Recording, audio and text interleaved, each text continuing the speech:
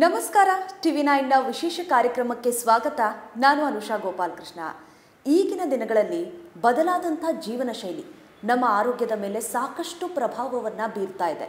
ಈ physical health ಒಂದು ಕಡೆ ಆದರೆ ಈ ಆಂಗ್ಸೈಟಿ ಅನ್ನೋದು, ಸ್ಟ್ರೆಸ್ ಅನ್ನೋದು ನಮ್ಮ ಜೀವನದ ಭಾಗಗಳಾಗ್ತಾ ಇದೆ. ಆದರೆ ಸಾಕಷ್ಟು ಜನ ಇದ್ರ ಮೇಲೆ ಗಮನ ಕೊಡ್ತಾ ಇಲ್ಲ. ಇದರಿಂದ ಹಲವಾರು ರೋಗಗಳು ಹುಟ್ಟಿಸ್ಕೊಳ್ತಾ ಇದೆ. ಆದರೂ ಕೂಡ ಇದಕ್ಕೆ ಬೇಕಾದಂಥ ಒಂದು ಅಟೆನ್ಷನನ್ನು ಜನ ಕೊಡ್ತಾ ಇಲ್ಲ. ಆದರೆ ಅಂಥ ಜನರಿಗೆ ಒಳ್ಳೆ ಏಡ್ ಕೊಡುವಂಥ ಕೆಲಸವನ್ನು ಬೆಂಗಳೂರಿನ ಯಲಹಂಕದಲ್ಲಿರುವಂತಹ ಮಾರ್ಗ ಮೈಂಡ್ ಕೇರ್ ಈ ಕೆಲಸವನ್ನು ಮಾಡ್ತಾ ಇದೆ. ಬಹಳ ಹೆಮ್ಮೆಯ ವಿಚಾರ ಅದು.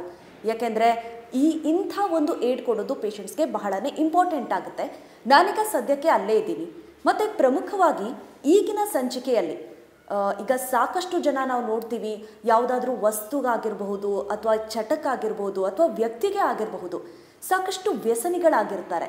ಅದರ ಬಗ್ಗೆ ಇಂದಿನ ಸಂಚಿಕೆಯಲ್ಲಿ ಮಾತಾಡೋಣ. ಅದರ ಬಗ್ಗೆ ಸಾಕಷ್ಟು ಮಾಹಿತಿಯನ್ನು ಹಂಚ್ಕೊಡೋದಕ್ಕೆ ಇವತ್ತು ನಮ್ಮ ಜೊತೆ ಮಾರ್ಗ ಮೈಂಡ್ ಕೇರ್ನ ಮೆಡಿಕಲ್ ಡೈರೆಕ್ಟರ್ ಹಾಗೂ ಚೀಫ್ ಸೈಕ್ಯಾಟ್ರಿಸ್ಟ್ ಆಗಿರುವಂತಹ ಡಾಕ್ಟರ್ ಗಿರೀಶ್ ಚಂದ್ರ ಅವರಿದ್ದಾರೆ. ಬನ್ನಿ ಅವ್ರ ಜೊತೆ ಮಾತಾಡ್ಸೋಣ. ಡಾಕ್ಟರ್ ನಮಸ್ತೆ, ಕಾರ್ಯಕ್ರಮಕ್ಕೆ ಸ್ವಾಗತ ನಿಮಗೆ. ನಮಸ್ಕಾರ. ಎಸ್ ಡಾಕ್ಟರ್, ನಿಮಗೆ ಸುಮಾರು 26ಕ್ಕೂ ಹೆಚ್ಚು ವರ್ಷದ ಎಕ್ಸ್ಪೀರಿಯನ್ಸ್ ಇದೆ. ನೀವು ಎಲ್ಲ ದೇಶಗಳಲ್ಲಿ ಹೋಗಿ ಸಾಕಷ್ಟು ದೇಶಗಳಲ್ಲಿ ಪೇಷಂಟ್ಸ್ನ ನೋಡಿ ಟ್ರೀಟ್ ಮಾಡಿದ್ದೀರಾ. ಮತ್ತು ನಿಮ್ಯಾನ್ಸ್ನಲ್ಲಿ ನಿಮ್ಮ ಗ್ರ್ಯಾಜುಯೇಷನ್ ಆಗಿದೆ. ಈ ವಿಷಯದ ಬಗ್ಗೆ ನಿಮಗೆ ತುಂಬಾ ಅಂದರೆ ಬಹಳ ಹತ್ತಿರದಿಂದ ಎಕ್ಸ್ಪೀರಿಯನ್ಸ್ ಆಗಿರುತ್ತೆ ಅಂತ ಅನ್ಕೋತೀನಿ. ಮತ್ತು ಪ್ರಮುಖವಾಗಿ ನನಗೆ ಈ ಒಂದು ಹೆಸರು ತುಂಬಾ ಇಷ್ಟ ಆಯಿತು, ಮಾರ್ಗ ಮೈಂಡ್ ಕೇರ್. ನಾವು ಹೆಲ್ತ್ ಕೇರ್ ಅಂತ ಕೇಳ್ತೀವಿ, ಮತ್ತು ಹಾರ್ಟ್ ಕೇರ್ ಎಲ್ಲವನ್ನೂ ನೋಡ್ತೀವಿ. ಮೈಂಡ್ ಕೇರ್ ಎಷ್ಟು ಇಂಪಾರ್ಟೆಂಟ್ ಆಗುತ್ತೆ ಡಾಕ್ಟರ್? ನಮ್ಮ ಇದರಲ್ಲಿ ಜನರಲಿ ಒಂದು ಟೆಂಡೆನ್ಸಿ ಏನಪ್ಪ ಅಂತಂದರೆ, ಮನಸ್ಸೇ ಬೇರೆ, ದೇಹನೇ ಬೇರೆ, ದೇಹದ ಪ್ರಾಬ್ಲಮ್ಸೇ ಬೇರೆ ಥರ ಬರುತ್ತೆ, ಮನಸ್ಸಿನ ಪ್ರಾಬ್ಲಮ್ಸೇ ಬೇರೆ ಥರ ಬರುತ್ತೆ ಅಂತ ನೋಡೋ ಟೆಂಡೆನ್ಸಿ ಜಾಸ್ತಿ ಇದೆ. ಬಟ್ ನಾವು ಇಷ್ಟು ವರ್ಷ ನಾವು ಕೆಲಸ ಮಾಡಿಕೊಂಡು ಬಂದಿರೋ ರೀತಿ, ನಾವು ನೋಡಿರೋ ಪೇಷಂಟ್ಸು, ಇದೆಲ್ಲ ಅನುಭವದ ಮೇಲೆ ಏನು ಹೇಳ್ತೀವಿ ಅಂತಂದರೆ, ಮನಸ್ಸಿನ ಕೇರು, ಈಗ ಮೈಂಡ್ ಕೇರ್ ಅಂತ ಏನಿದೆ ಅದನ್ನು ಬರೀ ಅದೊಂದೇ ಮಾಡಿದ್ರೆ ದೇಹನೆಲ್ಲ ಕಂಪ್ಲೀಟಾಗಿ ಇಗ್ನೋರ್ ಮಾಡಬೇಕು ಅಂತ ಆಗಲ್ಲ. ಈಗ ದೇಹದ ಕೇರ್ ಮಾಡ್ತಾಯಿದ್ರೆ ಮನಸ್ಸಿಂದು ತೊಂದರೆಗಳನ್ನ ಇಗ್ನೋರ್ ಮಾಡಲಿಕ್ಕಾಗಲ್ಲ. ಎರಡನ್ನೂ ಒಟ್ಟಿಗೆ ನೋಡ್ತಾ, ಎರಡನ್ನೂ ಒಟ್ಟಿಗೆ ಕೇರ್ ತೊಗೋತಾ ಹೋದ್ರೇ ನಾವು ಮುಂದಕ್ಕೆ ಪೇಷಂಟ್ಗೆ ಏನು ಬೇಕೋ, ಎಷ್ಟು ಬೇಕೋ ಅಷ್ಟು ಒಳ್ಳೇದನ್ನ ಮಾಡೋದಕ್ಕೆ ಸಾಧ್ಯ. ಆದ್ದರಿಂದ ನಾವು ಮೈಂಡ್ ಕೇರ್ ಅಂತ ಹೆಸರಿಟ್ಕೊಂಡಿದ್ರು ಇಲ್ಲಿ ಬರೀ ಅಷ್ಟು ಒಂದೇ ಮಾಡಲ್ಲ. ಅವ್ರಿಗೆ ಸಂಬಂಧಪಟ್ಟಂತೆ ಅವ್ರಿಗೆ ಮಾನಸಿಕವಾಗಿ ತೊಂದರೆ ಇದ್ದಾಗ ಅವ್ರಿಗೆ ಬೇರೆ ಯಾವುದೇ ರೀತಿಯ ದೈಹಿಕ ತೊಂದರೆಗಳಿರ್ಬೋದು, ಬೇರೆ ಪ್ರಾಬ್ಲಮ್ಸ್ ಇರ್ಬೋದು, ಅದನ್ನು ಸಹ ನಾವಿಲ್ಲಿ ಅಡ್ರೆಸ್ ಮಾಡ್ತೀವಿ. At the same time majorly ನಾವು ಆ ಮನಸ್ಸಿಗೆ ಸಂಬಂಧಪಟ್ಟಂಥ ತೊಂದರೆಗಳನ್ನ ಫೋಕಸ್ ಮಾಡ್ತೀವಿ. ಅದಕ್ಕೆ ಸಂಬಂಧಪಟ್ಟಂತೆ ದೈಹಿಕವಾಗಿ ಏನೇ ಸಪೋರ್ಟ್ ಬೇಕು, ಏನೇ ಟ್ರೀಟ್ಮೆಂಟ್ ಬೇಕಂದ್ರೂ ಅದನ್ನು ಇಲ್ಲಿ ಆರ್ಗನೈಸ್ ಮಾಡ್ತೀವಿ ನಾವು. ಡಾಕ್ಟರ್, ಸಾಮಾನ್ಯವಾಗಿ ಈಗ ಈ ಅಡಿಕ್ಷನ್ ಬಗ್ಗೆ ನಾವು ಮಾತನಾಡೋದಾದರೆ ತುಂಬ ಜನಕ್ಕೆ ಅಂದರೆ ಕನ್ಫ್ಯೂಷನ್ ಇರುತ್ತೆ, ಅಥವಾ ಮನೆಯಲ್ಲೇ ಆ ರೀತಿ ಸಪೋರ್ಟ್ ಅನ್ನೋಗಿಂತ ಅವರು ಬೇಕಂತ ಮಾಡ್ತಾ ಇದ್ದಾರಾ, ಯಾವುದಕ್ಕಾದರೂ ಅಡಿಕ್ಟ್ ಆಗಿರ್ತಾರೆ. ಮೇ ಬಿ ಆಲ್ಕೋಹಾಲಿಸಮ್, ಸ್ಮೋಕಿಂಗ್ ಅಥವಾ ಯಾವುದೇ ಆಗಿರ್ಬೋದು, ಅಥವಾ ವ್ಯಕ್ತಿಗೆ ಆಗಿರಬಹುದು. ಅದಕ್ಕೆ ಒಂದು ನೆಪ ಹುಡುಕ್ತಾರೆ ಅನ್ನೋ ರೀತಿಯಾಗಿ ಕಾಣಿಸುತ್ತೆ.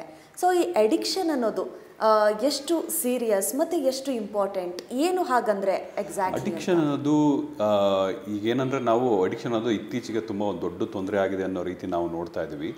ಬಟ್ ಅಡಿಕ್ಷನ್ ಅನ್ನೋದು ಮನುಷ್ಯ ಎಷ್ಟು ದಿವಸದಿಂದ ಇದ್ದಾನೋ ಅಷ್ಟು ದಿವಸಗಳಿಂದ ಇದು ಸಂಬಂಧಪಟ್ಟಂಥ ತೊಂದರೆಗಳು ಸುಮಾರು ಗೋಯಿಂಗ್ ಬ್ಯಾಕ್ ನಾವು ಸಾವಿರಾರು ವರ್ಷಗಳಿಂದ ನೋಡ್ತಾ ಹೋದರೆ ಆಗಿನ ಕಾಲದಿಂದನೂ ಇದೆ. ನಾವು ಪುರಾಣಗಳಲ್ಲಿ ಅಲ್ಲಿ ಇಲ್ಲಿ ಎಲ್ಲ ಏನು ಓದ್ತಿರ್ತೀವಿ, ಅಲ್ಲಿ ಯಾರೋ ಒಬ್ಬರು ಆಲ್ಕೋಹಾಲ್ ಸಂಬಂಧಪಟ್ಟಂತೆ ತೊಂದರೆ ಉಂಟಾಗಿದ್ದು ಅದರದ್ದು ಅಲ್ಲೂ ಸಹ ನೋಡಿರ್ತೀವಿ ನಾವು. ಆ ತೊಂದರೆಗಳು ಇವತ್ತಿನ ದಿವಸ ಅಷ್ಟೇ ಬಂದಿರೋ ಅಂಥದ್ದಲ್ಲ. ಈ ತೊಂದರೆಗಳು ಭಾಳ ವರ್ಷಗಳಿಂದ ಇದೆ. ಬಟ್ ಬರೀ ನಮ್ಮ ದೇಶದಲ್ಲಿ ಅಷ್ಟೇ ಅಲ್ಲ, ಈ ತೊಂದರೆ ನಾವು ಇಡೀ ಪ್ರಪಂಚದಲ್ಲಿ ತೊಗೊಂಡ್ರೆ, ಸುಮಾರು ಜಸ್ಟ್ ಆಲ್ಕೋಹಾಲ್ ಸಂಬಂಧಪಟ್ಟಂಗೆ ತೊಗೊಂಡ್ರೆ ಪ್ರತಿ ವರ್ಷ ಸುಮಾರು ಅಂದಾಜು ಒಂದು 25 ಲಕ್ಷ ಜನ ಅಷ್ಟು ಆಲ್ಕೋಹಾಲ್ ಸಂಬಂಧಪಟ್ಟಂಥ ತೊಂದರೆಗಳಿಂದ ಸಾವಿಗೀಡಾಗ್ತಾರೆ.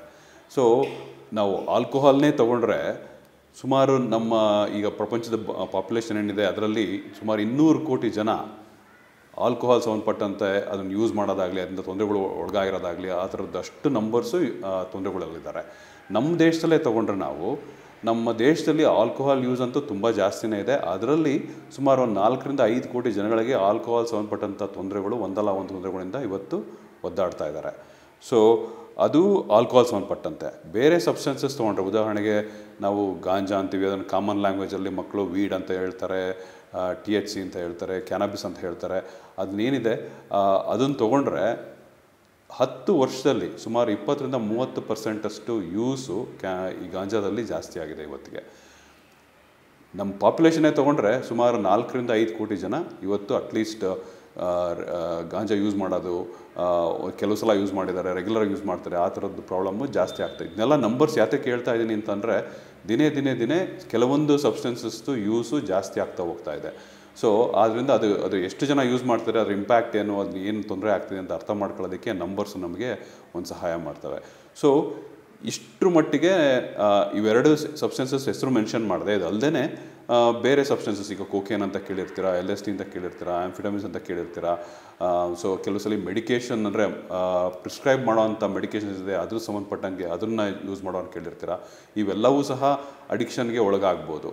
ಇದೆಲ್ಲವೂ ಸಹ ತುಂಬ ಅನವಶ್ಯಕವಾಗಿ ಅಥವಾ ಅವಶ್ಯಕ್ಕಿಂತ ಹೆಚ್ಚಿಗೆ ಯೂಸ್ ಮಾಡ್ತಾ ಅದ್ರ ಮೇಲೆ ಡಿಪೆಂಡೆನ್ಸಿ, ಸಹಿಷ್ಣುತೆ ಅಂತ ಹೇಳ್ತೀವಿ, ಅದ್ರ ಮೇಲೆ ಅದನ್ನು ತೊಗೊಳ್ದೇ ಇದ್ದರೆ ಅವ್ರಿಗೆ ಜೀವನ ಮಾಡೋಕ್ಕಾಗಲ್ಲ ಅನ್ನೋ ತೊಂದರೆಗಳು ಶುರು ಆಗ್ತವೆ. ಇದೆಲ್ಲ ಆಗ್ತಾ ಹೋದಂಗೆ ಅದು ಪ್ರಾಬ್ಲಮ್ ಆಗ್ತಾ ಹೋಗುತ್ತೆ. ಆವಾಗ ಅಡಿಕ್ಷನ್ ಅಂತ ಹೇಳ್ತೀವಿ, ವ್ಯಸನ ಅಂತ ಕರಿತೀವಿ. ಸೊ ಇದು ಭಾಳಷ್ಟು ನಮ್ಮ ಸಮಾಜದಲ್ಲಿ ಇವತ್ತಿರೋವಂಥ one of the major problem ಇದು. ಇಷ್ಟಿದೆ ಪ್ರಾಬ್ಲಮ್ ಇದು. ಇದನ್ನು ನಾವು ಏನು ಮಾಡಬೇಕು ಹೆಂಗೆ ಅಂತ ಅಂದ್ಬಿಟ್ಟು ಇವತ್ತಿನ ದಿವಸ ಪ್ರಾಬ್ಲಮ್ ನಾವು ಅದನ್ನ ಡಿಸ್ಕಸ್ ಮಾಡ್ತಾ ಹೋಗ್ಬೋದು. ಡಾಕ್ಟರ್, ಸಾಮಾನ್ಯವಾಗಿ ಮನುಷ್ಯನ ಸ್ವಭಾವ ಕಂಫರ್ಟ್ನ ಅರಸಿ ಹೋಗ್ತಾನೆ. ಈಗ ಯಾವುದರಿಂದನೋ ಸಂತೋಷ ಸಿಗ್ತಾ ಇದೆ ಅಂದರೆ ಅದನ್ನು ಮಾಡ್ತಾ ಹೋಗುವಂಥ ಸ್ವಭಾವ. ಆಲ್ಕೋಹಾಲಿಸಮೇ ಆಗಿರ್ಬೋದು, ಯಾವುದೋ ದುಃಖ ಮರೆಯೋದಕ್ಕೋ ಅದನ್ನು ಫಾಲೋ ಮಾಡ್ತಾ ಹೋಗ್ತಾರೆ. ಆದರೆ ಅದು ಯಾವಾಗ ಅಡಿಕ್ಷನ್ ಆಗಿ ಬದಲಾಗುತ್ತೆ ಅನ್ನೋದು ಸಾಕಷ್ಟು ಜನಕ್ಕೆ ಗೊತ್ತೇ ಆಗೋದಿಲ್ಲ. ಈಗ ಕೆಲವರು ಜೆನ್ಯೂನ್ ಆಗಿ ಟ್ರೈ ಮಾಡ್ತಾ ಇರ್ತಾರೆ, ನಾನು ಇದನ್ನು ಅವಾಯ್ಡ್ ಮಾಡಬೇಕು ಅಂತ, ಆದರೂ ಕೂಡ ಮಾಡೋಕ್ಕಾಗ್ತಾ ಇರೋದಿಲ್ಲ. ಹಾಗಾಗಿ ಈ ಒಂದು ಕಂಫರ್ಟ್ ಏನಿದೆ ಅದು ಅಡಿಕ್ಷನ್ ಆಗಿ ಬದಲಾಗೋದು ಯಾವಾಗ ಮತ್ತು ಯಾವ ರೀತಿ ಸಿಂಪ್ಟಮ್ಸ್ನ ತೋರಿಸುತ್ತೆ ಅದು ಅಂತ? ನೀವು ಹೇಳಿದ್ದು ಕರೆಕ್ಟು. ತುಂಬ ಅವ್ರಿಗೆ ಎಷ್ಟೊಂದ್ಸಲಿ ನಾವು ಹೋದಾಗ ಆಯ್ತು ಇವತ್ತು ನಾನು ರಿಲ್ಯಾಕ್ಸ್ ಮಾಡಬೇಕು, ನಾನು ಇವತ್ತು ಎಂಜಾಯ್ ಮಾಡಬೇಕು, ನನಗೆ I need to let my hair down ಅಂತ ಹೇಳ್ತಾರೆ. ಏನೋ ಈ ಥರದ್ದೆಲ್ಲ ಇದರಲ್ಲಿ ಆ ಥರ ನಾನು ರಿಲ್ಯಾಕ್ಸ್ ಮಾಡಬೇಕು ಅಂತಂದರೆ ಈ ಸಬ್ಸ್ಟೆನ್ಸ್ ತೊಗೊಂಡ್ರೆ, ಈ ಒಂದು ಇದನ್ನು ತೊಗೊಂಡ್ರೆ ನನಗೆ ಮಾಡೋಕ್ಕೆ ಸಾಧ್ಯ ಅನ್ನೋ ಒಂದು ಭಾವನೆ ಸಮಾಜದಲ್ಲಿ ಸಾಕಷ್ಟು ಜನಗಳಲ್ಲಿ ಇದೆ. ಸೊ ಆದ್ದರಿಂದ ಅವಾಗವಾಗ ವೀಕೆಂಡ್ಸಲ್ಲೋ ಅಥವಾ ಯಾವುದೋ ಒಂದು ಪಾರ್ಟಿನಲ್ಲೋ, ಒಂದು ಗೆಟ್ ಟುಗೆದರ್ನಲ್ಲೋ, ಅಥವಾ ಒಂದು ಮೇಜರ್ ಇವೆಂಟ್ ನಡೆದಾಗ, ಒಂದು ಎಕ್ಸಾಮ್ ಇರ್ಬೋದು, ಒಂದು ಮದುವೆ ಇರ್ಬೋದು, ಯಾವುದೋ ಒಂದು ಇದರಲ್ಲಿ ಒಂದು ಆಲ್ಕೋಹಾಲ್ನ ಯೂಸ್ ಮಾಡೋದಿರ್ಬೋದು, ಈ ಥರದ್ದು ಸುಮಾರು ಇದೊಂದು ಸಮಾಜದ ಒಂದು ಭಾಗ ಅಂತಲೇ ಹೇಳ್ಬೋದು. ಇದು ಒಂದು ಇರೋವಂಥ ನಡ್ಕೊಂಡು ಹೋಗ್ತಾ ಇರೋವಂಥ ಒಂದು ರೀತಿ. ಸೊ ಅದನ್ನು ನಾವು ನಾವು ಡಾಕ್ಟರ್ಸ್ ಏನಿದ್ದೀವಿ ಇದನ್ನ ಯಾವತ್ತೂ ಇದು ಸರಿ ಅಂತ ಹೇಳಲಿಕ್ಕೆ ಬರೋದಿಲ್ಲ. ಬಟ್ ಇದು ಪ್ರಾಬ್ಲಮ್ ಇದೆ, ಇದು ನಡೀತಾ ಇದೆ, ಇದು ಹಿಂಗೆ ಸಮಾಜ ಇದೆ, ಅದನ್ನು ನಾವು ತೀರಾ ಹಿಂಗೆಲ್ಲ ನೀವು ಲೈಫಲ್ಲಿ ಯಾರು ಮುಟ್ಲೇಬೇಡಿ ಅಂತೆಲ್ಲ ಹೇಳಲಿಕ್ಕೆ ನಾವು ಹೇಳೋಕ್ಕೆ ಇಷ್ಟಪಟ್ಟರು ಅದು ಹಂಗೆ ವರ್ಕ್ ಆಗಲ್ಲ. ಆದ್ದರಿಂದ ಅದ್ರ ಬಗ್ಗೆ ನಾನೇನದು ಕಮೆಂಟ್ ಮಾಡೋಕ್ಕೋಗಲ್ಲ. ಬಟ್ ಈ ಥರ ಇರೋ ಯೂಸು ಯಾವಾಗ ಪ್ರಾಬ್ಲಮ್ ಆಗಿ ಬದಲಾಗುತ್ತೆ ಅನ್ನೋದು ನಮಗೆ ಮೇಯ್ನ್ ನಾವು ಫೋಕಸ್ ಮಾಡಬೇಕಾಗಿರೋವಂಥದ್ದು. ಸೊ ಈಗ ಯಾವತ್ತೋ ಒಂದು ದಿವಸ ಎಲ್ಲೋ ಒಂದು ಯಾವುದೋ ಒಂದು ಇವೆಂಟು, ಯಾವುದೋ ಒಂದು ಫಂಕ್ಷನಲ್ಲಿ ತೊಗೊಳೋರ್ಗು, ದಿನ ತಗೊಳಕ್ಕೆ ಶುರು ಮಾಡಿದವ್ರಿಗೂ, ಪ್ಲಸ್ ದಿನ ತೊಗೊಳೋರು ಅವ್ರು ಯಾವಾಗ ಅದು ಕಂಟ್ರೋಲ್ ಮೀರಿ ಒಂದು ಪ್ರಾಬ್ಲಮ್ ಆಗುತ್ತೆ, ಪ್ರಾಬ್ಲಮಿಂದ ಅದೊಂದು ಇಲ್ನೆಸ್ ಆಗುತ್ತೆ, ಒಂದು ಡಿಸಾರ್ಡರ್ ಆಗುತ್ತೆ, ಅದು ಆ ಟ್ರಾನ್ಸಿಷನ್ ಇದೆಯಲ್ಲ ಅದು ಮುಖ್ಯ. ಅದು ಯಾವ ಸಂದರ್ಭದಲ್ಲಿ ಆಗ್ಬೋದು, ಯಾರಿಗೆ ಆ ಥರ ಪ್ರಾಬ್ಲಮ್ಸ್ ಆಗ್ಬೋದು, ಅದನ್ನು ನಾವು ನೋಡಬೇಕಾಗ್ತದೆ. ಸೊ ಯಾವಾಗ ನಾವು ಇದನ್ನು ವ್ಯಸನ ಅಂತ ಕರಿತೀವಿ ಅಂತಂದರೆ, ಈಗ ಯಾವಾಗ ಅವರು ಯಾವತ್ತೋ ಒಂದು ದಿವಸ ಯೂಸ್ ಮಾಡೋದು ದಿನ ಜಾಸ್ತಿ ಆಗ್ತಾ ಹೋಗುತ್ತೆ, ಪ್ರತಿ ದಿವಸ ಯೂಸ್ ಮಾಡ್ಲಿಕ್ಕೆ ಶುರು ಮಾಡ್ತಾರೆ. ಮುಂಚೆ ಎಷ್ಟು ಕಡಿಮೆ ಕ್ವಾಂಟಿಟಿ ಯೂಸ್ ಮಾಡ್ತಿರ್ತಾರೆ, ಅದು ಗ್ರ್ಯಾಜುಲಿ ಜಾಸ್ತಿ ಆಗ್ತಾ ಹೋಗುತ್ತೆ. ಇವತ್ತು ಎಷ್ಟರ ಮಟ್ಟಿಗೆ ತೊಗೊಂಡ್ರೆ ಅವರಿಗೆ ಒಂದು ಮನಸ್ಸು ರಿಲ್ಯಾಕ್ಸ್ ಆಗ್ಲಿಕ್ಕೆ ಸಾಧ್ಯ ಇರ್ತಿತ್ತು, ಅದು ಆ ಕ್ವಾಂಟಿಟಿ ತೊಗೊಂಡಾಗ ಅವರಿಗೆ ರಿಲ್ಯಾಕ್ಸ್ ಮಾಡೋಕ್ಕಾಗ್ತಾ ಇಲ್ಲ. ಅದಕ್ಕೋಸ್ಕರ ಅವ್ರು ಜಾಸ್ತಿ ಕ್ವಾಂಟಿಟಿ ತೊಗೋಬೇಕಾಗಿ ಬರುತ್ತೆ. ಸೊ ಅದು ತೊಗೊಳ್ತಾ ಇರೋದ್ರಿಂದ ಅವ್ರಿಗೆ ಬೇರೆ ರೀತಿಯ ಯಾವ್ಯಾವ ರೀತಿಯ ಪ್ರಾಬ್ಲಮ್ಸ್ ಉಂಟಾಗ್ತದೆ. ಉದಾಹರಣೆಗೆ ಆಲ್ಕೋಹಾಲ್ ತೊಗೊಳಕ್ಕೆ ಶುರು ಮಾಡಿದ್ರೆ ಕ್ವಾಂಟಿಟಿ ಜಾಸ್ತಿ ಆಗ್ತಾ ಹೋದಾಗೆ ಅವ್ರಿಗೆ ಡಿಪೆಂಡೆನ್ಸಿ ಅಂದರೆ ಸಹಿಷ್ಣುತೆ ಡೆವಲಪ್ ಆಗ್ತಾ ಹೋಗುತ್ತೆ. ಪ್ಲಸ್ ಅದನ್ನು ತೊಗೊಂಡೇ ಇದ್ದರೆ ಸಡನ್ನಾಗಿ ಏನಾದ್ರು ಕಡಿಮೆ ಮಾಡಿದ್ರೆ, ಸಡನ್ನಾಗಿ ಏನಾದ್ರು ನಿಲ್ಲಿಸ್ಬಿಟ್ರೆ ಅವ್ರಿಗೆ ವಿಡ್ರಾಲ್ ಸಿಂಪ್ಟಮ್ಸ್ ಅಂತ ಹೇಳ್ತೀವಿ. ಆ ವಿಡ್ರಾಲ್ ಸಿಂಪ್ಟಮ್ಸು ಶುರು ಆಗುತ್ತೆ, ಅವ್ರಿಗೆ ಕ್ರೇವಿಂಗ್ ಶುರು ಆಗ್ತದೆ. ಆಮೇಲೆ ಇನ್ನೂ ಜಾಸ್ತಿ ಆದಂಗೆ ಫಿಸಿಕಲ್ ಪ್ರಾಬ್ಲಮ್ಸು ಸಹ ಶುರು ಆಗ್ತದೆ. ಇವೆಲ್ಲ ಆಗ್ಲಿಕ್ಕೆ ಶುರು ಆಗಿದಾಗ ಅದನ್ನು ಒಂದು ವ್ಯಸನದ ಕಾಯಿಲೆ, ಅದು ಅಡಿಕ್ಷನ್ ಅನ್ನೋದು ನಾವು ಕಾಮನ್ ಲ್ಯಾಂಗ್ವೇಜಲ್ಲಿ ಯೂಸ್ ಮಾಡ್ತೀವಿ. ನಮ್ಮ ಲ್ಯಾಂಗ್ವೇಜಲ್ಲಿ ನಾವು ಹೇಳಬೇಕು ಅಂತಂದರೆ ಆಲ್ಕೋಹಾಲ್ ಹಾರ್ಮ್ಫುಲ್ ಯೂಸ್ ಅಂತ ಹೇಳ್ತೀವಿ, ಆಲ್ಕೋಹಾಲ್ ಡಿಪೆಂಡೆನ್ಸಿ ಡಿಸಾರ್ಡರ್ ಅಂತ ಹೇಳ್ತೀವಿ. ಸೊ ಇವನ್ನೆಲ್ಲ ಪ್ರಾಬ್ಲಮ್ಗಳು ಶುರು ಆಗ್ತಾ ಹೋಗ್ತವೆ. ಡಾಕ್ಟರ್, ಇನ್ನು ಸಾಮಾನ್ಯವಾಗಿ ಈಗ ಯಾವುದಾದ್ರೂ ಒಂದು ಸ್ವಭಾವ ಅಂದರೆ ಅದನ್ನು ಅಡಿಕ್ಟ್ ಆಗೋದಕ್ಕೆ ಸುಮಾರು ತಿಂಗಳುಗಳ ಕಾಲ ಆ ಹ್ಯಾಬಿಟ್ನ ಫಾಲೋ ಮಾಡಿರ್ತಾರೆ, ಆಮೇಲೆ ಅದು ಅಡಿಕ್ಷನ್ ಆಗಿರುತ್ತೆ. ಆದರೆ ಅದೇ ಅಡಿಕ್ಷನ್ ಬಿಡಿಸೋದಕ್ಕೆ ಸಾಕಷ್ಟು ಪ್ರಯತ್ನ ಆಗಿರುತ್ತೆ. ನೀವು ಕೂಡ ಸಾಕಷ್ಟು ಕಡೆಗಳಲ್ಲಿ ಚಿಕಿತ್ಸೆ ಕೊಟ್ಟಿರ್ತೀರಿ.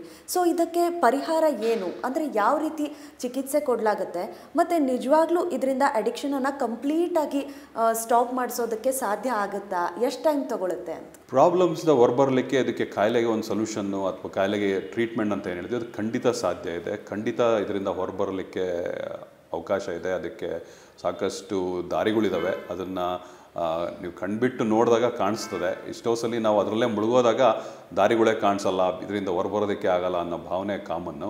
ಫ್ಯಾಮಿಲಿಗಳಿಗೂ ಈ ಥರ ಭಾವನೆ ಕಾಮನ್ನು, ಪೇಷಂಟ್ಸು ಅವರು ಅದರಲ್ಲಿ ಮುಳುಗೋಗಿದ್ದಾಗ ಅವ್ರಿಗೂ ಸಹ ಈ ಭಾವನೆ ಕಾಮನ್ನು.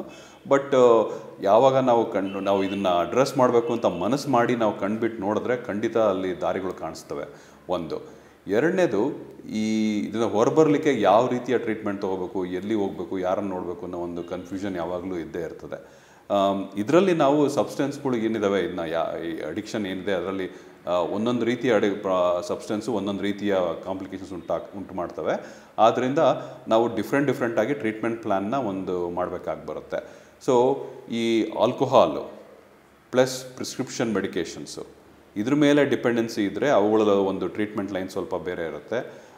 ಅದು ಬಿಟ್ಟು ಇವಾಗ ಈ ವೀಡ್, ಗಾಂಜಾ, ಕ್ಯಾನಬಿಸ್ ಅಂತ ಏನು ಹೇಳೋದು ಅದು ಬಿಟ್ಟರೆ ಬೇರೆ ಸ್ಟಿಮ್ಯುಲೆಂಟ್ಸ್ ಡ್ರಗ್ಸ್ ಅಂತ ಹೇಳ್ತೀವಿ, ಕೋಕೇನ್ ಅಂತ ಇರ್ಬೋದು ಅಥವಾ LSD ಅಂತ ಇರ್ಬೋದು, ಅವುಗಳಿಗೆ ಸಂಬಂಧಪಟ್ಟಂತೆ ಟ್ರೀಟ್ಮೆಂಟ್ ಕೊಡಬೇಕು ಅಂದರೆ ಸ್ವಲ್ಪ ಡಿಫ್ರೆಂಟ್ ಲೈನ್ ಟ್ರೀಟ್ಮೆಂಟ್ನ ಫಾಲೋ ಮಾಡ್ತೀವಿ. ಪ್ಲಸ್ ಈ ನೀವು ಅಫೀಮು ಅಂತ ಕೇಳಿರ್ತೀರ, ಓಪಿಯೇಟ್ಸ್ ಅಂತ ಕೇಳಿರ್ತೀರ, ನಾರ್ಕೋಟಿಕ್ಸ್ ಅಂತ ಕೇಳಿರ್ತೀರ, ಅವುಗಳು ಸಬ್ಸ್ಟೆನ್ಸ್ ಅದ್ರ ಮೇಲೆ ಡಿಪೆಂಡೆನ್ಸಿ ಇದ್ದರೆ ಅವುಗಳನ್ನ ಬಿಡಿಸ್ಲಿಕ್ಕೂ ಅದಕ್ಕೊಂದು ಸ್ವಲ್ಪ ಡಿಫ್ರೆಂಟ್ ಟ್ರೀಟ್ಮೆಂಟ್ ಪ್ಲ್ಯಾನ್ನ ನಾವು ಮಾಡ್ತೀವಿ. ಸೊ ಈ ಎಲ್ಲ ರೀತಿಯ ಟ್ರೀಟ್ಮೆಂಟ್ಗಳು ಯಾವುದೇ ಸಬ್ಸ್ಟೆನ್ಸ್ ಇರ್ಬೋದು, ಆ ಟ್ರೀಟ್ಮೆಂಟ್ ಪ್ಲ್ಯಾನ್ನ ನಾವು ನಮ್ಮ ಆಸ್ಪತ್ರೆಯಿಂದ ಸೆಟ್ಟಿಂಗ್ಸ್ ಎಲ್ಲಿರ್ತಾವೋ ಅವರೆಲ್ಲ ಸಹ ಈ ಟ್ರೀಟ್ಮೆಂಟ್ನ ಪ್ಲ್ಯಾನ್ ಮಾಡ್ತಾರೆ. ಸೊ ಯಾವುದಕ್ಕೆ ಈ ಥರ ಸಪ್ರೇಟ್ ಮಾಡ್ತೀವಿ ಅಂತಂದರೆ ಅವುಗಳಿಂದ ಆಗುವಂಥ ಕಾಂಪ್ಲಿಕೇಶನ್ಸು. ಈ ಉದಾಹರಣೆಗೆ ಸಡನ್ನಾಗಿ ಯಾರಾದರೂ ಗಾಂಜಾ ಬಿಟ್ಟರೆ ಅವ್ರಿಗೆ ಡಿಸ್ಕಂಫರ್ಟ್ ಆಗ್ಬೋದು, ಬಟ್ ಅದು ಫಿಸಿಕಲಿ ಡೇಂಜರ್ ಆಗಿ ಏನೂ ರಿಯಾಕ್ಷನ್ ಆಗೋದಿಲ್ಲ. ವೆರಾಸ್ ಆಲ್ಕೋಹಾಲ್ ಸಡನ್ನಾಗಿ ಯಾರಾದರೂ ಬಿಟ್ಬಿಟ್ರೆ ಅವ್ರಿಗೆ ಅದು ಲೈಫ್ ಥ್ರೆಟ್ನಿಂಗ್ ರಿಸ್ಕು ಆಗ್ಬೋದು, ತೊಂದರೆನೂ ಆಗ್ಬೋದು. ಆದ್ದರಿಂದ ಅವ್ರು ಯಾವಾಗಲೂ ಆಲ್ಕೋಹಾಲ್ ಬಿಡಬೇಕು ಅಂತಂದರೆ ಒಂದು ಡಾಕ್ಟ್ರ್ ಹತ್ರನೋ ಒಂದು ಮೆಡಿಕಲ್ ಸೆಟಪ್ಪಲ್ಲೋ ಹೋಗಿ ಸಹಾಯ ತೊಗೊಂಡು ಮಾಡೋದೇ ಉತ್ತಮ. ಅಥವಾ ನಮ್ಮ ಸೆಟಪ್ ಏನಿದೆ ಅಲ್ಲಿ ಡಾಕ್ಟರ್ಸು ಇರ್ತಾರೆ, ಮಾನಸಿಕವಾಗಿ ಏನು ತೊಂದರೆ ಬರುತ್ತೆ ಅದನ್ನು ಅಡ್ರೆಸ್ ಮಾಡಲಿಕ್ಕೂ ಅವಕಾಶಗಳಿರುತ್ತೆ. ಅದಕ್ಕೆ ಥೆರಪಿ ಬೇಕಂದರೆ ಮುಂದಕ್ಕೆ ಅದಕ್ಕೂ ಅವಕಾಶಗಳಿರುತ್ತೆ. ಸೊ ಮೆಡಿಕಲ್ ಟ್ರೀಟ್ಮೆಂಟ್ ಇರ್ಬೋದು, ಫಿಸಿಕಲ್ ಅವ್ರ ತೊಂದರೆಗಳು ಏನಿರ್ತವೆ ಅದನ್ನು ಟ್ರೀಟ್ಮೆಂಟ್ ಇರ್ಬೋದು, ಮಾನಸಿಕವಾಗಿ ಏನು ಟ್ರೀಟ್ಮೆಂಟ್ ಬೇಕೋ ಅದಕ್ಕೆ ತೊಂದರೆಗಳಿರ್ಬೋದು, ಅದನ್ನೆಲ್ಲದಕ್ಕೂ ಸಹ ನಾವು ಇಲ್ಲಿ ಪ್ಲ್ಯಾನ್ ಮಾಡೋದಕ್ಕೆ ಒಂದು ಅವಕಾಶ ಇರುತ್ತೆ. ಸೊ ಈ ಥರ ಸೆಟಪ್ಸ್ನಲ್ಲಿ ಹೋಗಿ ಮಾಡಿದ್ರೆ ಒಳ್ಳೆಯದು. ಇವತ್ತಿನ ದಿವಸ ಆಲ್ಕೋಹಾಲ್ಗೆ ಅಂತ ಅಂದ್ಬಿಟ್ಟು ಸುಮಾರು ಕಡೆ ಸುಮಾರು ಬೋರ್ಡ್ಗಳು ನೋಡ್ತೀವಿ, ರಿಹ್ಯಾಬಿಲಿಟೇಷನ್ ಸೆಂಟ್ರು ಅದು ಇದು ಅಂತ ಅಂದ್ಬಿಟ್ಟು ನೋಡ್ತೀವಿ. ಸೊ ಎಷ್ಟೊಂದು ಜನ ತೊಗೊಂಡೋಗ್ಬಿಟ್ಟು ಅಲ್ಲಿ ಡಂಪ್ ಮಾಡಿಬಿಡ್ತಾರೆ. ನಾವು ನೋಡಿದ ಹಾಗೆ ಅದೊಂದು ಆಲ್ಮೋಸ್ಟ್ ಲೈಕ್ ಜೈಲ್ ಥರನೇ ಕೆಲಸ ಮಾಡುತ್ತೆ. ಸೊ ಸಮಾಜದಲ್ಲಿ ಬೇರೆ ಅವಕಾಶಗಳಿಲ್ಲದೆ ಇರೋದ್ರಿಂದ ಫ್ಯಾಮಿಲಿಗಳಿಗೆ ಎಲ್ಲಿ ಹೋಗಿ ಸಹಾಯ ತಗೋಬೇಕು ಅಂತ ಗೊತ್ತಿಲ್ಲದೆ ಇರೋದ್ರಿಂದ ಅಂಥ ಜಾಗಗಳನ್ನ ಸುಮಾರು ಸಲ ಯೂಸ್ ಮಾಡ್ಕೋತಾ ಹೋಗ್ತಾರೆ. ಬಟ್ ಆ್ಯಕ್ಚುಲಿ ಯಾರಿಗಾದರೂ ಈ ಥರ ಆಲ್ಕೋಹಾಲ್ ಸಂಬಂಧಪಟ್ಟಂಥ ತೊಂದರೆ ಇದ್ದರೆ ಅವರಿಗೆ ಸರಿಯಾದ ಟ್ರೀಟ್ಮೆಂಟ್ ಬೇಕು ಅಂತಂದರೆ ಒಂದು ಸರಿಯಾದ ಸೆಟಪ್ಪಲ್ಲಿ ಸರಿಯಾದ ಎಲ್ಲ ರೀತಿಯ ಫೆಸಿಲಿಟೀಸ್ ಇರೋವಂಥ ಜಾಗದಲ್ಲಿ ಮಾಡಿಸಿದ್ರೇ ಇದರಿಂದ ಹೊರಬರಲಿಕ್ಕೆ ಅವರಿಗೆ ಸಾಧ್ಯ ಅಂತ ನಾನು ಹೇಳಲಿಕ್ಕೆ ಇಷ್ಟಪಡ್ತೀನಿ. ಅದು ಬೇರೆ ಸಬ್ಸ್ಟೆನ್ಸ್ ಉದಾಹರಣೆಗೆ ಓಪಿಯೇಟ್ಸ್ ಅಂತ ಏನು ಹೇಳ್ದೋ ನಾವು ಅದಿರ್ಬೋದು, ಅಥವಾ ಅಫೀಮು ಅಂತ ಹೇಳ್ತೀವಲ್ಲ ಅದಿರ್ಬೋದು. ಅದು ನಮ್ಮ ರಾಜ್ಯದಲ್ಲಿ ಸ್ವಲ್ಪ ಕಡಿಮೆ. ನಮ್ಮ ಭಾರತ ದೇಶದಲ್ಲಿ ತೊಗೊಂಡ್ರೆ ಉದಾಹರಣೆಗೆ ಇದು ಕಲ್ಚರಲ್ಲಿ ಸಹ ಸಾಕಷ್ಟು ಅಕ್ಸೆಪ್ಟೆಡ್ಡು. ಇಲ್ಲಿ ರಾಜಸ್ಥಾನಲ್ಲಿ, ಗುಜರಾತ್ ಬಾರ್ಡ್ರಲ್ಲಿ ಅಲ್ಲೆಲ್ಲ ಸಾಕಷ್ಟು ಯೂಸ್ ಮಾಡ್ತಾರೆ ಅದನ್ನ. ಸೊ ಅವರು ಇಲ್ಲಿ ಎಷ್ಟೋ ಜನ ನಾವು ನೋಡಿರೋ ಹಾಗೆ ಇಲ್ಲಿ ಕೆಲಸಕ್ಕೆ ಬಂದಿರ್ತಾರೆ, ಇಲ್ಲಿ ಅವರು ಮಾರ್ಬಲ್ ರಿಲೇಟೆಡ್ ವರ್ಕು ಆ ಥರದ್ದೆಲ್ಲ ಬಂದಿರ್ತಾರಲ್ಲ, ಅವರಲ್ಲಿ ನಾವು ಸುಮಾರು ಈ ಥರ ತೊಂದರೆಗಳು ನೋಡ್ತಾ ಹೋಗ್ತೀವಿ. ಸೊ ಅವ್ರುಗಳು ಇಲ್ಲಿ ಸಿಗ್ತಾ ಇರೋದಿಲ್ಲ, ಇಲ್ಲಿ ಹೋಗಿ ಅವ್ರನ್ನ ಅದನ್ನೇ ಸೇಮ್ ಪ್ರೊಕ್ಯೂರ್ ಮಾಡಬೇಕು ಅಂತಂದರೆ ಅದು ಸಾಕಷ್ಟು ತೊಂದರೆಗೊಳಗಾಗ್ತಾರೆ. ಸೊ ಅಂಥವ್ರು ಎಷ್ಟೋ ಜನ ಪೇಷಂಟ್ಸ್ ನಮ್ಮ ಹತ್ರ ಬಂದು ಸಹಾಯ ತಗೋತಾರೆ. ಅದಕ್ಕೆ ತಕ್ಕಂಥ ಏನೇನು ಟ್ರೀಟ್ಮೆಂಟ್ ಪ್ಲ್ಯಾನ್ ಮಾಡಬೇಕು, ಸಪೋರ್ಟಿವ್ ಟ್ರೀಟ್ಮೆಂಟ್ ಏನು ಬೇಕು ಅದನ್ನೆಲ್ಲ ನಾವಿಲ್ಲಿ ಪ್ಲ್ಯಾನ್ ಮಾಡ್ತೀವಿ. ಯಾವುದೇ ರೀತಿಯ ಸಬ್ಸ್ಟೆನ್ಸ್ ಇದ್ರೂ ಅದಕ್ಕೆ ತಕ್ಕನಂತೆ ಟೈಲರ್ ಮೇಡ್ ಅಂತ ಹೇಳ್ತೀವಿ. ಅದನ್ನು ಆ ರೀತಿಯ ಟ್ರೀಟ್ಮೆಂಟ್ ಪ್ಲ್ಯಾನ್ನ ಆ ಪ್ರಾಬ್ಲಮ್ಗೆ ಅವ್ರಿಗೆ ನಾವು ಅವಕಾಶ ಮಾಡಿಕೊಡ್ತೀವಿ. ಯಾಕೆಂದರೆ ಡಾಕ್ಟರ್ ಸಾಮಾನ್ಯವಾಗಿ ಈಗ ಟ್ಯಾಬ್ಲೆಟ್ಸ್ ಮೂಲಕನೇ ಇದು ಗುಣಮುಖ ಆಗುತ್ತಾ, ಅಥವಾ ನೀವು ಹೇಳ್ತಾ ಇದ್ರಿ ಅಂದರೆ ಈಗ ಸಡನ್ನಾಗಿ ಬಿಡೋದಕ್ಕೂ ಆಗೋದಿಲ್ಲ. ಸೊ ಇದರಲ್ಲಿ ಆ ಒಂದು ಮೆಂಟಲ್ ಚಾಲೆಂಜ್ ಏನಿರುತ್ತೆ ಅದು ಹೆಚ್ಚು ಪ್ರಮುಖ ಪಾತ್ರ ವಹಿಸುತ್ತಾ ಅಂತ, ಅದಕ್ಕೆ ಯಾವ ರೀತಿ ನೀವು ಬ್ಯಾಲೆನ್ಸ್ ಮಾಡ್ತೀರಿ? ಮತ್ತು ಈಗ ಫಸ್ಟ್ ಯಾರಾದರೂ ವಿಸಿಟ್ ಮಾಡಿದ್ರೆ ಮೊದಲ ಪ್ರಯತ್ನಗಳು ಏನಾಗಿರುತ್ತೆ? ಸೊ ಎಗೇನ್ ನಾವು ಇದನ್ನು ಟ್ರೀಟ್ಮೆಂಟ್ ಪ್ಲ್ಯಾನ್ ಮಾಡಿದಾಗ ಯಾವ ಸಬ್ಸ್ಟೆನ್ಸು ಯಾವ ರೀತಿಯ ಇದ್ರ ಮೇಲೆ ಅವರದ್ದು ವ್ಯಸನ ಉಂಟಾಗಿದೆ, ಅವ್ರಿಗೆ ಏನೇನು ಪ್ರಾಬ್ಲಮ್ ಫೇಸ್ ಮಾಡ್ತಾ ಇದ್ದಾರೆ ಅದ್ರ ಮೇಲೆ ಮಾಡ್ತೀನಿ. ನಾನು ಉದಾಹರಣೆಗೆ ಆಲ್ಕೋಹಾಲ್ನೇ ತೊಗೋತೀನಿ. ಆಲ್ಕೋಹಾಲ್ ಮೇಲೆ ತುಂಬ ಬೆಳಗ್ಗಿಂದ ಸಂಜೆ ತನಕ ಕುಡಿತಾ ಇರ್ತಾರೆ. ಅದ್ರ ಮೇಲೆ ಸಂಪೂರ್ಣವಾಗಿ ಅವ್ರಿಗೆ ಡಿಪೆಂಡೆನ್ಸಿ ಬೆಳೆದ್ಬಿಟ್ಟಿದೆ. ಅವ್ರು ತೊಗೊಳ್ಲಿಲ್ಲ ಅಂತಂದರೆ ಅವ್ರ ಕೈಕಾಲೆಲ್ಲ ನಡ್ಕ ಶುರು ಆಗ್ತದೆ. ಅವ್ರು ತೊಗೊಳ್ಲಿಲ್ಲ ಅಂತಂದರೆ ಅವ್ರಿಗೆ ಫುಲ್ಲು ಗಾಬರಿ ಶುರು ಆಗ್ತದೆ. ಮೈಯೆಲ್ಲ ಬೆವರ್ಲಿಕ್ಕೆ ಹತ್ತುತ್ತೆ. ಅವ್ರಿಗೇನೋ ಆಗ್ತದೆ ಅನಿಸುತ್ತೆ. ಕೆಲವು ಸಲ ಅದು ಕನ್ಫ್ಯೂಷನ್ಗೆ ಹೋಗ್ಬಿಟ್ಟು ನಾನು ಎಲ್ಲಿದ್ದೀನಿ ಏನು ಮಾಡ್ತೀನಿ ಅಂತಲೂ ಗೊತ್ತಾಗೋದಿಲ್ಲ. ಕೆಲವು ಸಲ ಅವ್ರಿಗೆ ಏನೇನೋ ಅನುಭವಗಳಾಗ್ಲಿಕ್ಕೆ ಶುರು ಆಗ್ತವೆ. ಅಲ್ಲಿ ನಡೀತಿಲ್ದೇ ಇರೋದೆಲ್ಲ ಯಾರೋ ಮಾತಾಡ್ದಂಗೆ ಆಗ್ಬೋದು, ಏನೋ ಬಂದಂಗೆ ಆಗ್ಬೋದು, ಮೈ ಮೇಲೆಲ್ಲ ಹುಳಗಳು ಓಡಾಡ್ದಂಗೆ ಆಗ್ಬೋದು. ಈ ಥರದ ಅನುಭವಗಳೆಲ್ಲ ಆಗ್ಲಿಕ್ಕೆ ಶುರು ಆಗ್ತವೆ. ಸೊ ಅದನ್ನು ನಾವು ಡೆಲಿರಿಯಮ್ ಅಂತ ಕರಿತೀವಿ. ಸೊ ಈ ಪ್ರಾಬ್ಲಮ್ಗಳೆಲ್ಲ ಆಗುತ್ತೆ. ಕೆಲವು ಸಲ ಈ ಸಡನ್ನಾಗಿ ಬಿಟ್ಟಿರೋದ್ರಿಂದ ಎಷ್ಟೋ ಜನಕ್ಕೆ ಫಿಟ್ಸು ಸಹ ಬರಬಹುದು. ಆದ್ದರಿಂದ ನಾವು ಫಸ್ಟು ಆಲ್ಕೋಹಾಲ್ ಸಂಬಂಧಪಟ್ಟಂತೆ ಯಾರಾದರೂ ಅಡಿಕ್ಷನ್ ಪ್ರಾಬ್ಲಮ್ ಇದು ನಮಗೆ ಬಂದರೆ ಅವ್ರನ್ನ ನಾವು ಫಸ್ಟು ಆ ವಿಡ್ರಾವಲ್ ಸಿಂಪ್ಟಮ್ಸ್ ಬರ್ದಂಗೆ ನೋಡ್ಕೋತೀವಿ. ಪ್ಲಸ್ ಅವ್ರಿಗೆ ಅದರಿಂದ ಏನಾದ್ರು ಲಿವರ್ ಸಂಬಂಧಪಟ್ಟಂತೆ ತೊಂದರೆ ಆಗಿದ್ದರೆ ಅದು ಟ್ರೀಟ್ಮೆಂಟ್ ಕೊಡ್ತೀವಿ. ಅವ್ರಿಗೆ ಗ್ಯಾಸ್ಟ್ರೈಟಿಸ್ ತೊಂದರೆ ಆಗಿದ್ರೆ ಅದು ಟ್ರೀಟ್ಮೆಂಟ್ ಕೊಡ್ತೀವಿ. ಅವರು ಡಯಾಬಿಟಿಸು, ಹೈಪರ್ ಟೆನ್ಷನ್ನು ಅವೆಲ್ಲ ತುಂಬ ಕಂಟ್ರೋಲಲ್ಲಿ ಸಿಗ್ತಾ ಇಲ್ಲ ಅಂದರೆ ಅದು ಟ್ರೀಟ್ಮೆಂಟ್ ಕೊಡ್ತೀವಿ. ಸೊ ಫಿಸಿಕಲ್ ಇಲ್ನೆಸ್ನು ಕೇರ್ ಮಾಡಿ, ಈ ಡೆಲಿರಿಯಮ್ಮು, ವಿಡ್ರಾವಲ್ ಸಿಂಪ್ಟಮ್ಸು, ಫಿಟ್ಸು ಇವುಗಳೇನು ಆಗ್ದಂಗೆ ಅದಕ್ಕೂ ಟ್ರೀಟ್ಮೆಂಟ್ ಶುರು ಮಾಡಿ ಫಸ್ಟು ಫಿಸಿಕಲಿ ಅವ್ರನ್ನ ಒಂದು ಸ್ವಲ್ಪ ರಿಲೀಫ್ ಕೊಡ್ತೀವಿ. ನಂತರ ಅವ್ರು ಸೆಟ್ಲ್ ಆದಂಗೆ ಅವ್ರಿಗೆ ಸೈಕಲಾಜಿಕಲ್ ಟ್ರೀಟ್ಮೆಂಟ್ಸ್ ಏನು ಬೇಕು, ಕ್ರೇವಿಂಗ್ನ ಅಡ್ರೆಸ್ ಮಾಡಲಿಕ್ಕೆ ಅವ್ರಿಗೆ ಯಾವ ರೀತಿಯ ಸ್ಕಿಲ್ಸ್ ಬೇಕು, ಮುಂದಕ್ಕೆ ಅವ್ರಿಗೆ ಇಲ್ಲ ಅಂತ ಹೇಳಲಿಕ್ಕೆ ಯಾವ ರೀತಿ ಸ್ಕಿಲ್ಸ್ ಬೇಕು, ಅಥವಾ ಇವರು ಆಲ್ಕೋಹಾಲ್ ತೊಗೋತಾ ಇರೋದು ಆಲ್ಕೋಹಾಲ್ ಬೇಕು ಅನ್ನೋ ಒಂದೇ ಕಾರಣಕ್ಕೆ ತೊಗೋತಾ ಇದ್ದಾರಾ, ಅಥವಾ ಅವ್ರಿಗೆ ಬೇರೆ ಏನಾದರೂ ಅಂಡರ್ಲೈಯಿಂಗ್ ಮಾನಸಿಕವಾದಂಥ ಒಂದು ತೊಂದರೆ ಇದೆಯಾ, ಅದು ಒಂದು ಖಿನ್ನತೆ ಇರ್ಬೋದಾ, ಅದು ಇಲ್ಲ ಅವ್ರಿಗೆ ಗಾಬರಿ ಸಂಬಂಧಪಟ್ಟಂಥ ತೊಂದರೆ ಇದೆಯಾ, ಅಥವಾ ಬೇರೆ ಏನಾದರೂ ನಿದ್ದೆ ಪ್ರಾಬ್ಲಮ್ ಇದೆಯಾ, ಇವುಗಳು ತೊಂದರೆ ಇರೋದ್ರಿಂದ ಅವರು ಆಲ್ಕೋಹಾಲ್ನ ಜಾಸ್ತಿ ಯೂಸ್ ಮಾಡ್ತಾ ಇದ್ದಾರಾ.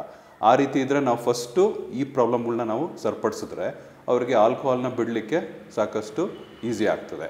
ಸೊ ನಾವು ಬರೀ ಇದೊಂದೇ ಪ್ರಾಬ್ಲಮ್ ಅಂತ ನೋಡಲ್ಲ, ಅವ್ರಿಗೆ ಫಿಸಿಕಲಿ ಏನು ಆಲ್ಕೋಹಾಲ್ ತೊಂದರೆ ಆಗಿದೆ ಅದನ್ನೆಲ್ಲ ಅಡ್ರೆಸ್ ಮಾಡ್ತೀವಿ. ನಂತರ ಮಾನಸಿಕವಾಗಿ ಅವ್ರಿಗೆ ಅಂಡರ್ಲೈಯಿಂಗ್ ಏನಾದ್ರು ಪ್ರಾಬ್ಲಮ್ ಇದೆ ಅದನ್ನು ಸಹ ಟ್ರೀಟ್ಮೆಂಟ್ ಕೊಡ್ತೀವಿ. ಮುಂದಕ್ಕೆ ಆಲ್ಕೋಹಾಲಿಂದ ಹೊರಗೆ ಬಂದು ಯಾವ ರೀತಿ ಜೀವನ ಮಾಡಬೇಕು, ಅವರಿಗೆ ಸಪೋರ್ಟ್ ಸಿಸ್ಟಮ್ಸ್ ಯಾವ ರೀತಿ ಇರಬೇಕು, ಅವ್ರ ಫ್ಯಾಮಿಲಿಯವರು ಅದಕ್ಕೆ ಅವ್ರಿಗೆ ಯಾವ ರೀತಿಯ ಸಪೋರ್ಟ್ ಕೊಡಬೇಕು. ಈಗ ಸುಮಾರು ವರ್ಷಗಳಿಂದ 16 ವರ್ಷಗಳಿಂದ ಕುಡ್ತಾ ನಡೀತಲೇ ಇದ್ದು ಅದಕ್ಕೆ ಅದನ್ನು ದಿನ ನೋಡ್ತಾ ಇದ್ದರೆ ಫ್ಯಾಮಿಲಿಗಳು ಎಷ್ಟೋ ಸಲ ರೋಸ್ ಎತ್ತಿ ಹೋಗ್ಬಿಟ್ಟಿರ್ತದೆ. ಸೊ ಅವ್ರಿಗೆ ಎಷ್ಟೊಂದು ಸಲ ಇವ್ರು ಬಿಡ್ತೀನಿ ಅಂತ ಹೇಳಿ ಬಿಟ್ಟಿರೋದಿಲ್ಲ. ಆವಾಗ ಅವ್ರಿಗೆ ಅವ್ರ ಮೇಲೆ ನಂಬಿಕೆನೇ ಇಲ್ದಂಗೆ ಆಗ್ಬಿಟ್ಟಿರುತ್ತೆ. ಎಷ್ಟೊಂದು ಸಲ ಬಿಟ್ಟ ಮೇಲೆ ನಾವು ನೋಡಿದ್ದೀವಿ, ಅವರು ಮನೆಗೆ ಬರ್ತಾರೆ, ಸ್ವಲ್ಪ ಲೇಟಾಗಿ ಬಂದಿರ್ತಾರೆ, ಕುಡ್ದಿರಲ್ಲ.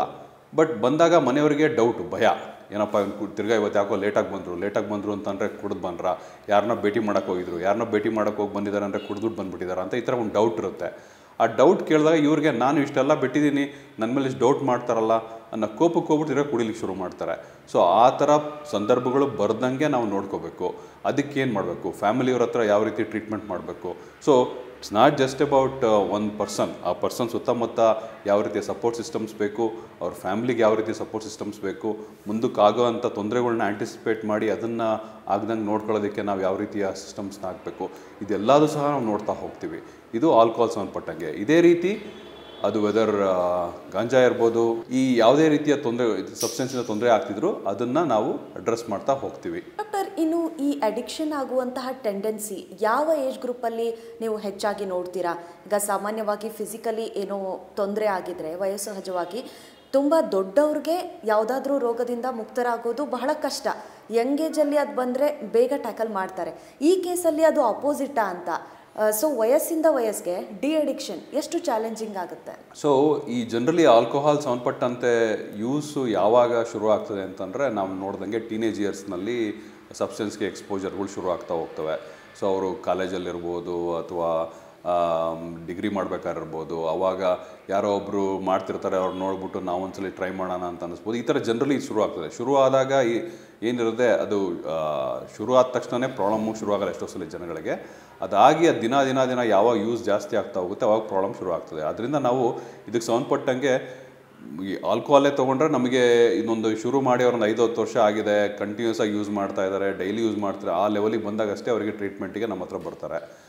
ಬಟ್ ಕೆಲವರಿಗೆ ಏನು ಅನ್ಫಾರ್ಚುನೇಟ್ಲಿ ಏನಾಗುತ್ತೆ, 1 ಯೂಸು 2 ಯೂಸ್ ಆಫ್ ಗಾಂಜಾ ಏನಿದೆ, ವೀಡ್ ಏನಿದೆ, ಅದು ತೊಗೊಂಡಾಗಲೇ ಅವ್ರಿಗೆ ಏನಾದರೂ ಮಾನಸಿಕವಾಗಿ ತೊಂದರೆ ಆದರೆ ಅವಾಗ ಅವ್ರನ್ನ ಕರ್ಕೊಂಬಂದು ನಮಗೆ ತೋರಿಸ್ತಾರೆ. ಸೊ ಏಜ್ ಗ್ರೂಪ್ ಒಂದೊಂದು ಸಬ್ಸ್ಟೆನ್ಸ್ ರಿಲೇಟೆಡ್ ನಾವು ತೊಗೊಂಡ್ರೆ ಅದೊಂದು ಡಿಫ್ರೆಂಟ್ ಇದರಲ್ಲಿ ನಮಗೆ ಬಂದು ಕಾಣ್ತಾರೆ. ಅವ್ರಿಗೆ ಯಾವಾಗ ಯಾವ ರೀತಿ ತೊಂದರೆ ಆಗುತ್ತೆ ಅದಕ್ಕೆ ಸಂಬಂಧಪಟ್ಟಂತೆ ನಾವು ಅದಕ್ಕೆ ಟ್ರೀಟ್ಮೆಂಟ್ ಪ್ಲ್ಯಾನ್ನ ನಾವು ಮಾಡಬೇಕಾಗಿ ಬರುತ್ತೆ.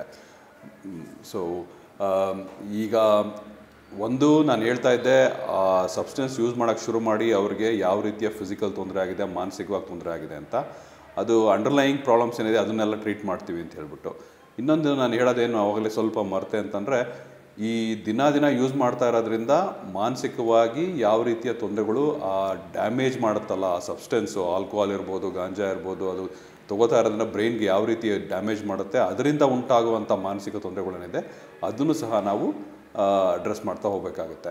ಉದಾಹರಣೆಗೆ ಯಾರಾದರೂ ಈಗ ಸುಮಾರು ದಿವಸಗಳಿಂದ ದಿನ ತೊಗೋತಾ ಇದ್ದಾರೆ ಆಲ್ಕೋಹಾಲ್ ಅಂತಂದರೆ ಅದು ಬ್ರೈನ್ ಡ್ಯಾಮೇಜ್ ಮಾಡ್ತಾ ಹೋಗುತ್ತೆ. ಆ ಬ್ರೈನ್ ಡ್ಯಾಮೇಜ್ ಅಂತ ಯಾವ ರೀತಿ ಆಗ್ಬೋದು, ಅದು ಕಾಗ್ನಿಟಿವ್ ಫಂಕ್ಷನ್ಸ್ ಅಂತ ಹೇಳ್ತೀವಿ. ಕಾಗ್ನಿಟಿವ್ ಫಂಕ್ಷನ್ಸ್ ಅಂತಂದರೆ ಅವ್ರು ಯೋಚನೆ ಮಾಡೋ ರೀತಿ, ಅವರ ಮೆಮೊರಿ, ಅವರು ಸಮಾಜಕ್ಕೆ ಯಾವ ರೀತಿ ನಡ್ಕೋಬೇಕು ಅನ್ನೋ ಒಂದು ಅವರ ಶಕ್ತಿ, ಇದೆಲ್ಲ ಏನಿದೆ ಅದು ಸಹ ನಿಧಾನಕ್ಕೆ ಕಡಿಮೆ ಆಗ್ತಾ ಹೋಗುತ್ತೆ. ಆದ್ದರಿಂದ ಸ್ಕಿಲ್ಸ್ನೇನಿದೆ ಅದನ್ನ ಕಡಿಮೆ ಆಗದಂಗೆ ಅದನ್ನು ನೋಡ್ಕೋಬೇಕು ಅಂದರೆ ಅವ್ರಿಗೆ ಸಮಯಕ್ಕೆ ಸರಿಯಾಗಿ ಅವ್ರಿಗೆ ಟ್ರೀಟ್ಮೆಂಟ್ ಬೇಕಾಗ್ತದೆ. ಸೊ ಅದನ್ನು ಸಹ ನೋಡಬೇಕಾಗಿ ಬರುತ್ತೆ. ಸೊ ಯಾರಾದರೂ ತುಂಬ ಚಿಕ್ಕ ವಯಸ್ಸಿನಲ್ಲಿ ಸಬ್ಸ್ಟೆನ್ಸ್ಗಳನ್ನ ಶುರು ಮಾಡಿದರೆ ಅವರು ಮುಂದಕ್ಕೆ ಅದ್ರ ಮೇಲೆ ಡಿಪೆಂಡೆನ್ಸಿ ಆಗಲಿ, ಪ್ರಾಬ್ಲಮ್ ಆಗಲಿ ಬೆಳೆಯುವಂಥದ್ದು ಅಥವಾ ಆ ಪ್ರಾಬ್ಲಮ್ ಉಂಟಾಗೋಂಥ ಸಾಧ್ಯತೆಗಳು ಜಾಸ್ತಿ ಅಂತ ನಾನು ಮೇನ್ಲಿ ಹೇಳಕ್ಕೆ ಇಷ್ಟಪಡ್ತೀನಿ. ಡಾಕ್ಟರ್, ನಾವು ಏಜ್ ಬಗ್ಗೆ ಮಾತಾಡ್ತಾ ಇರೋದ್ರಿಂದ ಈಗ ಸುಮಾರು ಜನ ಅಂದರೆ ಚಿಕ್ಕ ಮಕ್ಕಳು ಅಥವಾ ಓದ್ತಾ ಇರುವಂಥ ಸ್ಟೂಡೆಂಟ್ಸೇ ನಾವು ನೋಡ್ಬೋದು, ಮೊಬೈಲ್ಗೆ ಸಿಕ್ಕಾಪಟ್ಟೆ ಅಡಿಕ್ಟ್ ಆಗಿರ್ತಾರೆ. ಈಗ ಈಗಿನ ಕಾಲದಲ್ಲಿ ಹೆಂಗಾಗಿದೆ ಅಂದರೆ ಪೇರೆಂಟ್ಸ್ ಕೂಡ ಬ್ಯುಸಿ ಇರ್ತಾರೆ. ಫೋನ್ ನೋಡಿದ್ರೆ ಏನೂ ಗಲಾಟೆ ಮಾಡಲ್ವಾ, ಸರಿ ಫೋನ್ ಕೊಟ್ಬಿಡೋಣ ಅಂತ ಬಿಡ್ತಾರೆ. ಸೊ ಅದು ಜಸ್ಟ್ ಕಂಫರ್ಟಾ? ಈ ರೀತಿ ಅಡಿಕ್ಷನ್, ಇದಕ್ಕೆ ಏನಾದರೂ ಸೊಲ್ಯೂಷನ್ ಇದೆಯಾ?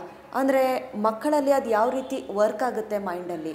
ಸೊ ಇದನ್ನು ಬಿಡಿಸುವಂಥ ಪರಿ ಹೇಗೆ ಅಂತ? ಈ ತೊಂದರೆ ಏನಿದೆ ಇದು ಇತ್ತೀಚೆಗೆ ಎಷ್ಟೋ ಸಲ ಯಂಗ್ ಪೇರೆಂಟ್ಸ್, ನೀವು ಹೇಳಿದ್ರಿ, ಇಬ್ಬರು ಕೆಲಸ ಮಾಡ್ತಿರ್ತಾರೆ, ಬೇಗ ಊಟ ಮಾಡಿಸ್ಬೇಕು, ಬೇಗ ಎಲ್ಲ ರೆಡಿ ಮಾಡಿಬಿಟ್ಟು ಮಗುನ ಇನ್ನೊಂದು ಸ್ಕೂಲಿಗೆ ಬಿಡಬೇಕು, ಹೋಗಬೇಕು. ಅದಕ್ಕೆ ಏನಿತ್ತು, ಓಕೆ ಟಿ ವಿ ನೋಡಿಸ್ತಾ ತಿಂಡಿ ತಿನ್ನಿಸ್ಬಿಡೋದು, ಟಿ ವಿ ಅದು ಮಾಡಿ, ಈ ಥರ ರೂಢಿಗಳು ಶುರು ಆಯಿತು.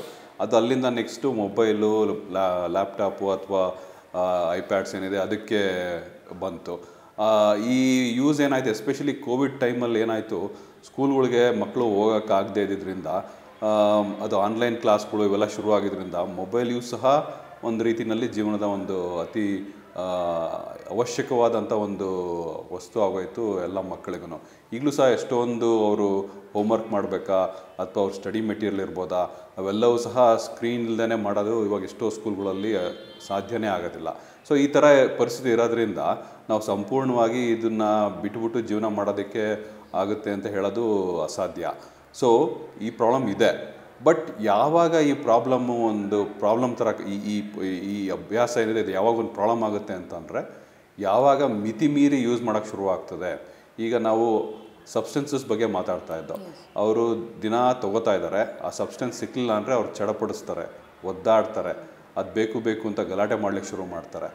ಆ ರೀತಿಯ ಬೆಳವಣಿಗೆಗಳು, ಆ ರೀತಿಯ ತೊಂದರೆಗಳು ಈ ಮೊಬೈಲ್ ಸಿಕ್ಕಲಿಲ್ಲ ಅಂತಂದರೆ ಅಥವಾ ನೋಡ್ಲಿಕ್ಕೆ ಬಿಡಲಿಲ್ಲ ಅಂತಂದರೆ ಯಾವಾಗ ಶುರು ಆಗ್ತದೆ, ಅವರು ಅದರಿಂದ ಅವ್ರದ್ದು ಅಕಾಡೆಮಿಕ್ ಪರ್ಫಾರ್ಮೆನ್ಸ್ ಅಫೆಕ್ಟ್ ಆಗ್ತಾ ಹೋಗುತ್ತೆ, ಅದರಿಂದ ಅವ್ರ social interaction with other kids affect ಆಗ್ತಾ ಹೋಗುತ್ತೆ. ಬೇರೆ ಆ್ಯಕ್ಟಿವಿಟೀಸ್ ಇರ್ಬೋದು. ಒಂದು ಮಗು ಅಂತಂದರೆ ಬರೀ ಓದೋದಷ್ಟೇ ಅಲ್ಲ, ಓದೋದು ಒಂದಿದ್ರೆ ಆಟ ಆಡೋಕ್ಕೆ ಹೋಗೋದಿರ್ಬೋದು, ಒಂದು ಬೇರೆ ಅಭ್ಯಾಸಗಳಿರ್ಬೋದು, ಬೇರೆ ಜನಗಳ ಜೊತೆ ಯಾವ ರೀತಿ ನಡ್ಕೋತಾರೆ ಇರ್ಬೋದು, ಅವೆಲ್ಲ ಮರೆತುಬಿಟ್ಟು ಬರೀ ಯಾವಾಗಲೂ ನಾನ್ ಸ್ಟಾಪ್ ಮೊಬೈಲ್ ಇಲ್ಲ ಅಂದರೆ ಜೀವನನೇ ಇಲ್ಲ ಅನ್ನೋ ಲೆವೆಲ್ಗೆ ಹೋಗೋಕ್ಕೆ ಶುರು ಆದರೆ ಆವಾಗ ಅದು ಸಹ ಅದನ್ನ ವ್ಯಸನ, ಅದು ಒಂದು ಅಡಿಕ್ಷನ್ ಅಂತ ಅಂದ್ಬಿಟ್ಟು ನಾವು ಅದನ್ನ ಇದು ಹೇಳ್ತೀವಿ. ಆವಾಗ ಆ ಥರ ತೊಂದರೆಗಳು ನಮಗೆ ಕಂಡು ಬರ್ತಾವ ಅನ್ನೋ ಒಂದು ಪ್ರಶ್ನೆ ಇದ್ದರೆ ಸುಮಾರು ಆ ಥರದ ಕೇಸ್ಗಳು ಇತ್ತೀಚೆಗೆ ನಾವು ನೋಡ್ತಾ ಇದ್ದೀವಿ.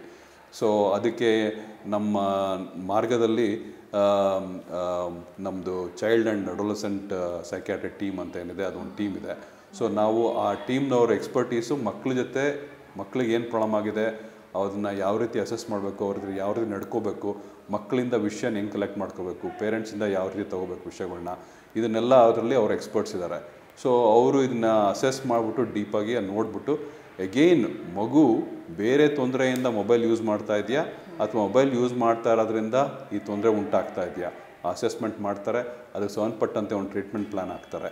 ಸೊ ಆ ಟ್ರೀಟ್ಮೆಂಟ್ ಪ್ಲ್ಯಾನು ಒಂದು ಬಿಹೇವಿಯರ್ ಟ್ರೀಟ್ಮೆಂಟ್ ಇರ್ಬೋದು, ಅಥವಾ ಬೇರೆ ಸಪೋರ್ಟಿವ್ ಟ್ರೀಟ್ಮೆಂಟ್ ಇರ್ಬೋದು, ಅಥವಾ ಪೇರೆಂಟಲ್ ಇಂಟ್ರಾಕ್ಷನ್ ಏನಿದೆ, ಪೇರೆಂಟಲ್ ನಡವಳಿಕೆ ಏನಿದೆ ಅದನ್ನು ಬದಲಾವಣೆ ಮಾಡೋದಿರ್ಬೋದು. ಇದು ಸಂಬಂಧಪಟ್ಟಂತೆ ಡೀಟೇಲ್ಡ್ ಅಸೆಸ್ಮೆಂಟ್ ನಂತರ ಒಂದು ಟ್ರೀಟ್ಮೆಂಟ್ ಪ್ಲ್ಯಾನ್ನ ಅವರು ಅಳವಡಿಸ್ಕೊಂಡು ಮುಂದುವರಿತಾರೆ.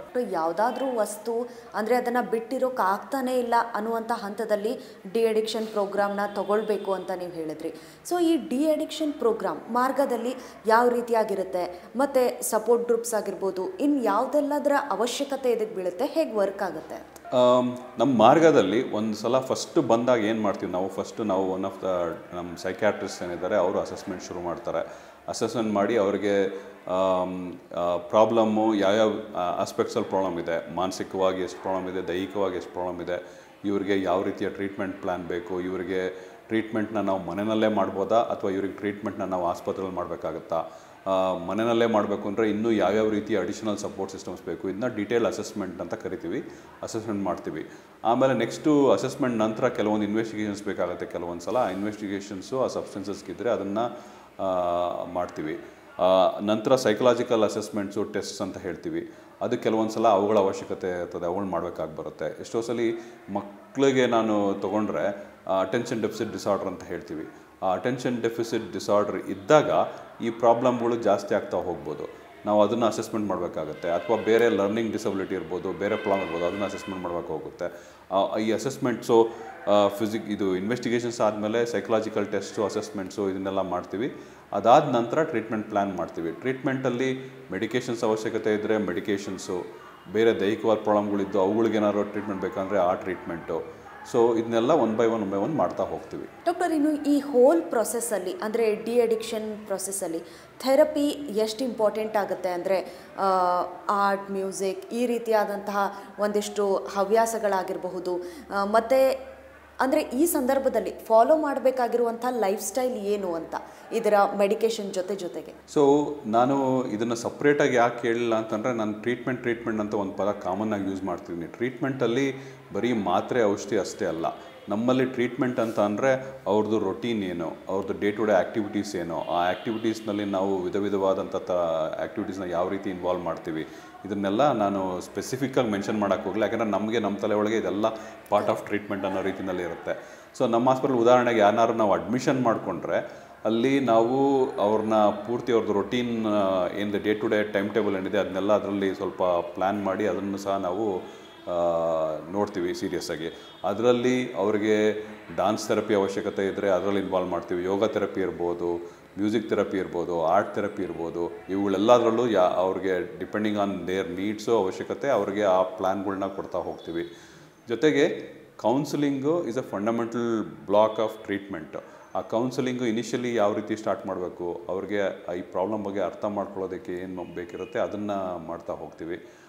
ಅದನ್ನು ನೆಕ್ಸ್ಟ್ ಲೆವೆಲ್ಗೆ ಹೋದಾಗ ಆ ಪ್ರಾಬ್ಲಮ್ಗಳ್ನ ಐಡೆಂಟಿಫೈ ಮಾಡಿ ಆ ಪ್ರಾಬ್ಲಮ್ ಮುಂದಕ್ಕೆ ಬರ್ದಂಗೆ ಯಾವ ರೀತಿ ಸ್ಕಿಲ್ಸ್ ಬೆಳೆಸ್ಕೋಬೇಕು ಅದ್ರ ಬಗ್ಗೆ ಪ್ಲ್ಯಾನ್ ಮಾಡ್ತಾ ಹೋಗ್ತೀವಿ.